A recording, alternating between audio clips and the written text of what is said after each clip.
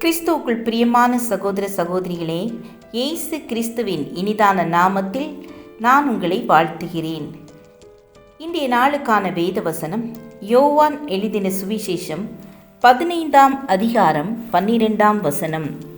நான் உங்களில் அன்பாயிருக்கிறது போல நீங்களும் ஒருவரில் ஒருவர் அன்பாயிருக்க வேண்டும் என்பதே என்னுடைய கற்பனையாயிருக்கிறது. அந்த ஆரம்ப பள்ளிக்கூட வளாகத்தில் வடக்கு பக்கம் வேலி இல்லாமல் இருந்தது. எப்போதோ போட்ட வேலி சிதைந்திருக்க வேண்டும். அதனால் ஆடு மாடுகள் உள்ளே வந்து மேய்ந்து கொண்டிருந்தன. ஒரு கருப்பு ஆடும் வெள்ளை ஆடும் அதையே தொழிலாக கொண்டிருந்து தினமும் உள்ளே வந்து போய் கொண்டிருந்தன. வளாகத்தின் ஒரு மூலையில் சத்துணவு கூடம் இருந்தது. குழந்தைகளுக்கு சத்துணவு சமைக்கும் ஆயாக்கள் கொட்டுகிற காய்கறி கழிவுகளும் குழந்தைகள் சரியாக சாப்பிடாமல் கொட்டுகிற சத்துணவும் தான் அவற்றிற்கு உணவு. இந்த பிள்ளைகள் சரியாக சாப்பிடாததால் நமக்கு நல்ல உணவு கிடைக்கிறது என்றது வெள்ளையாடு. கண்டிப்பாக போடுகிற காய்கறிகளையும் கீரைகளையும் அப்படியே கொட்டி விடுகின்றன குழந்தைகள். அதனால் நாம் தான் சத்துணவு சாப்பிட்டு நன்றாக இருக்கின்றோம் என்றது கருப்பு ஆடு.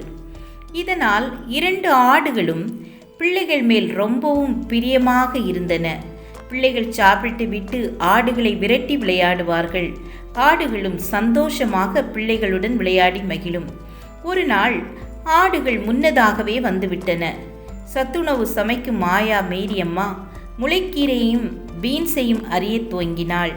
அவளுக்கு உதவியாக வருகிற நீலாவை இன்னும் காணோம். வெள்ளையாடு எட்டி பார்த்தது. சூ சூ என்று விரட்டி விட்டாள். இதை பார்த்து கருப்பு ஆடு சிரித்தது. உனக்கு என்ன அவசரம்? தினமும் காய்கறி கழிவை நமக்குத்தானே தருகிறார்கள். அவசரப்பட்டால் எப்படி? அதற்கில்லை, இன்றைக்கு கீரை சாம்பார் போலிருக்கிறது. முளைக்கீரை இலசாக பார்க்க நன்றாகவே இருக்கிறது. போதும் போதும், இருக்கிற புல்லை மேய்கிற வழியை பார். சின்ன குழந்தைகள் நன்றாக சாப்பிட்டு வளரட்டும் என்று கருப்பு ஆடு சொன்னது.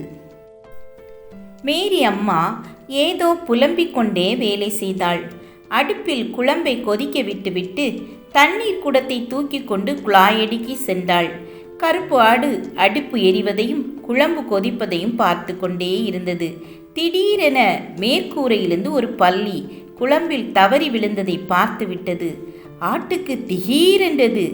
என்ன செய்வதென்றே புரியவில்லை. மேரியம்மா திரும்பி வந்ததும் கனைத்தது. கால்களால் தரையை பிராண்டியது. மேரியம்மா குச்சியை எடுத்து ஆட்டை அடித்து துரத்தினாள். வேறு வழி தெரியாமல் கருப்பு ஆடு அந்த குழம்பை கீழே கொட்டிவிட்டு குடித்து விட்டது. கருப்பு ஆடு அங்கேயே படுத்து விட்டது. கருப்பு ஆடு வாயில் நுரை தள்ளியது. அப்போதுதான் மேரியம்மா குழம்பை பார்க்க அதில் பல்லி இருந்தது. இத்தனை உயிர்களை காப்பாற்றி இந்த ஆட்டை காப்பாற்ற வேண்டும் என்று ஒருவர் கூற அதற்கு மருந்து கொடுக்க ஏற்பாடுகள் செய்யப்பட்டன. தன் உயிரை கொடுத்து குழந்தைகளை காப்பாற்ற நினைத்திருக்கிறது இந்த கருப்பு ஆடு. உண்மையிலேயே நல்ல ஆடுதான். மருந்துகள் சாப்பிட்டதில் கருப்பு ஆடு தன்னிலைக்கு திரும்பியது. அப்போது வெள்ளையாடு மெல்ல அதன் அருகே வந்தது. ஆம் என கண்பானவர்களே, இவ்வுலகில் உயிர்கள் அனைத்தும் பொதுவானது. அது மனிதனானாலும் மிருகமானாலும் பறவைகளானாலும் ஊரும் பிராணிகளானாலும் உயிர் என்பதே பொதுவானது. ஆகவே நாம் பிறருக்கு தீங்கு செய்யாமல் நன்மையை செய்ய நாடுவோம்.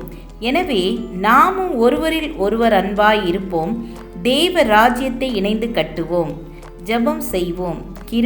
கிருபையும் இரக்கமும் நிறைந்த கர்த்தாவே, இந்த புதிய நாளுக்காக உம்மை ஸ்தோத்தரிக்கிறோம். நாங்களும் பிறரிடத்தில் அன்பு செலுத்தவும் தேவராஜ்யத்தை கட்டவும் உதவி செய்ய இயேசுவின் நாமத்தில் பிதாவே, ஆமேன் ஆமேன். God bless you.